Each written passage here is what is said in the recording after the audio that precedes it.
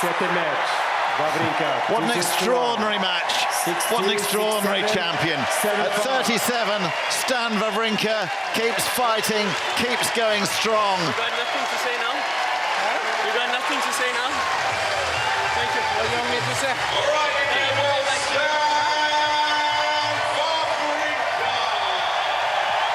well, unnecessary from Holger Rune at the net.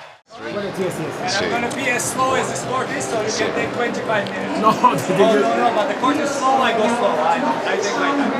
Well, you're going to take change of attire and one break? Tell me, change of attire as well? Change of attire as well? Oh, I will go. You know you have I will go. Yeah, when I enter. When I enter. So go now. Yeah, Please, accept this, you have to accept it. That you're professional, you have to accept it. I don't accept this, it's not hardcore. They say on the fact sheet it's hardcore, I don't accept it. 30 on the break, do the stats after. Yeah, lying. So bathroom break. I think I'll say he just wants to pick a fight. It's for the second straight year as he defends the semi-final points from last year. And what's he going to put on our screen? He's thinking about it. Last time it was Vamos with the tongue sticking out. Get well soon. Get well, Jack. All right. Yep. Get well soon, Jack. Well, good on you, Carlito.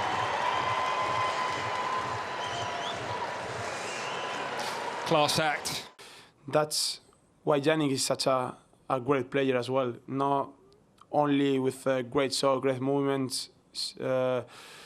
It is because he pushed to the opponent to the limit. You know, trying to play aggressive with great shots, and to the opponent is really tough to be focused, you know, mentally and physically during the whole match. Then sometimes I go to my son and say, you have any question? If you have problems or anything, you can always ask me. And my son says, you don't understand anything about tennis, so thank you very much. Even if it's a very slow one, No, it's not an output. I know what is hardcore, I'm a specialist in hardcore. This is not hardcore.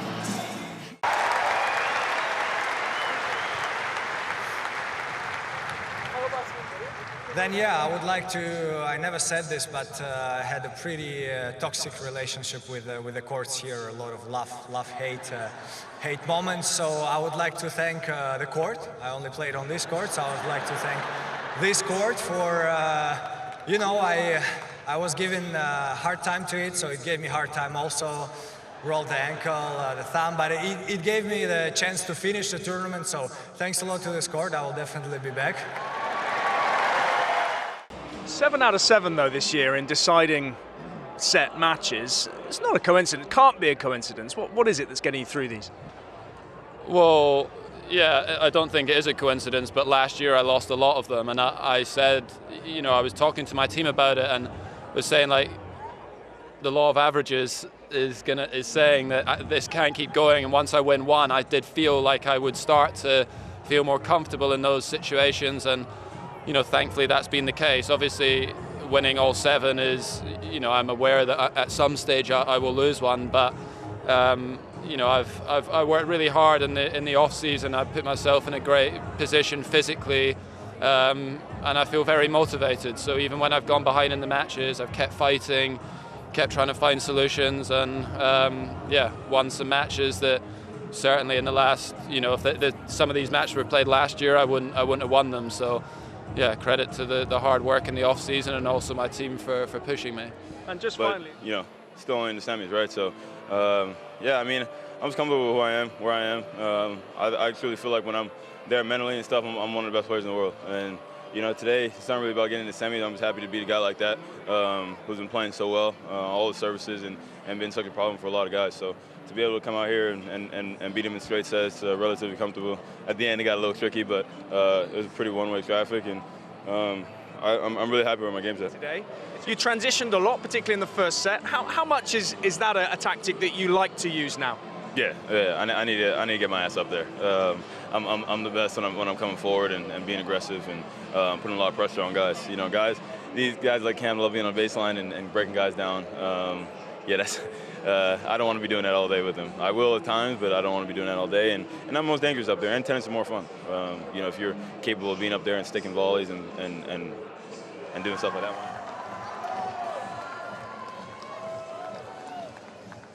Well, Seb Lausier is ready to pose some questions to the young man.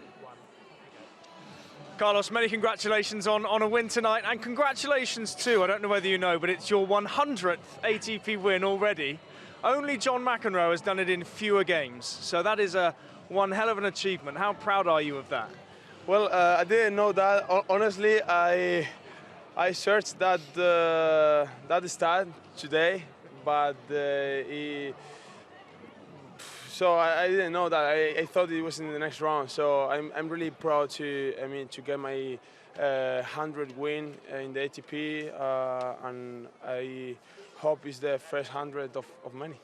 Yeah, so much of it. I've looked up to Andy since I was so young. I watched him win Wimbledon for the first time in 2013, and then I've had the opportunity to get to know him and practice with him often since 2019. And he's a really special person, a great champion, great human being, and yeah, privileged to play against him on this court. You hit that great leaping overhead off overhead.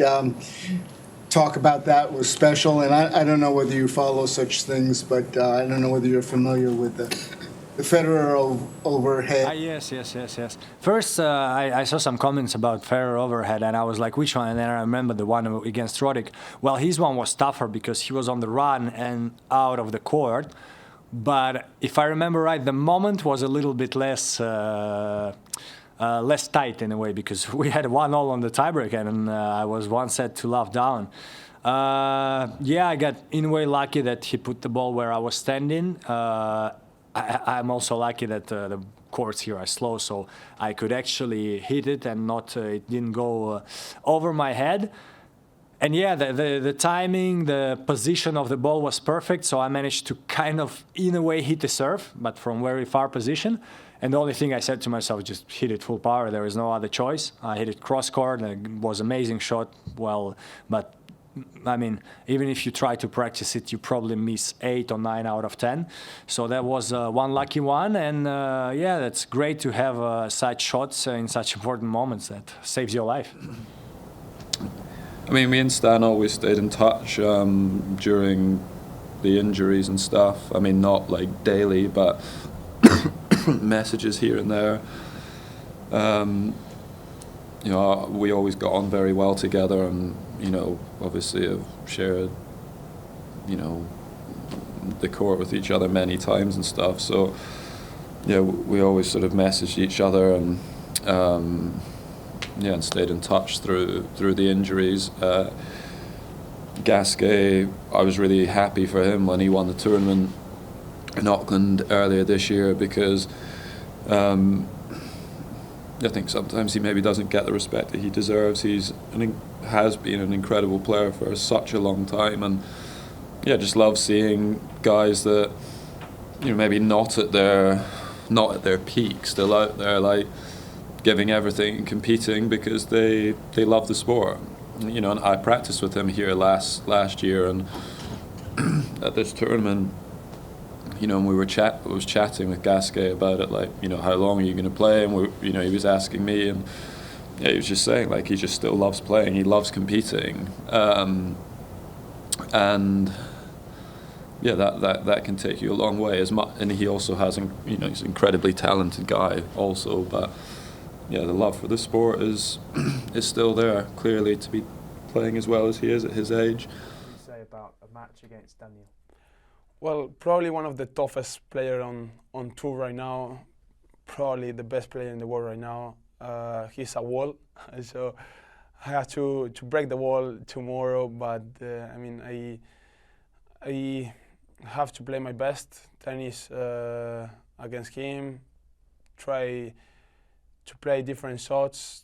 Try to play different, let's say, different game, you know, and try to find something that break him, you know. But obviously, it's gonna be a really tough one. Starting with Carlitos too, I know you faced only once at Wimbledon, and the progress they've both made over the last couple seasons. Yeah, I would say our match, for sure it counts in head-to-head, and it has to count. That's how tennis works. I also have my matches which I lost when I was not at the top, but he was definitely not the same player as he is right now. So in a way, it's going to be like a first match between us in terms of how we're going to go tactically or physically or tennis-wise.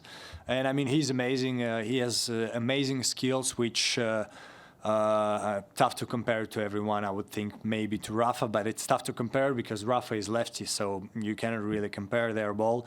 Once he hits through the forehand, it's amazing to watch. I don't think there is anyone who can hit this strong and also with top spin, and that's why he was number one in the world, the youngest number one in the history. That means something, and it's going to be great and fun to play against him if he manages to close out the match. Have you watched him more as a guy who's like observing your competition and maybe enjoying his tennis than you would a normal guy? And how much connection have you had with him? I would say, to be honest, more enjoying his tennis, but when I say enjoying, even kind of surprised, because again, I feel like me, Zverev, Tsitsipas, Sinner would be tough to say, he's younger, but who else is now? Andrei Rublev.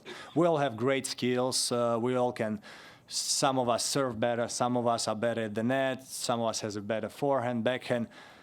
And then Carlos, when he was there at like 17, I was like, wow, this guy hits strong. But you never know. Sometimes guy hits strongs and then makes a lot of unforced. Let's see how he does. And then in 1 year, he's like number one in the world. There are matches where he doesn't miss much, hitting just stronger than his opponents. And that's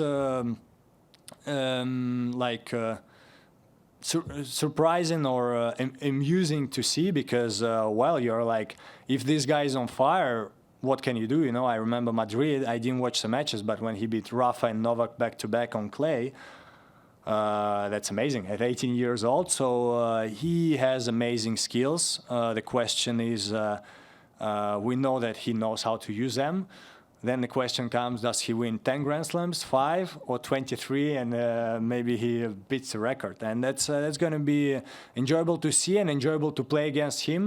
That's why if he's a winner, I'm going to be, it's going to be great to play him, especially I'm feeling confident now. I think surface is better for him, but I'm going to try my best to show my best tennis and hopefully have a great final.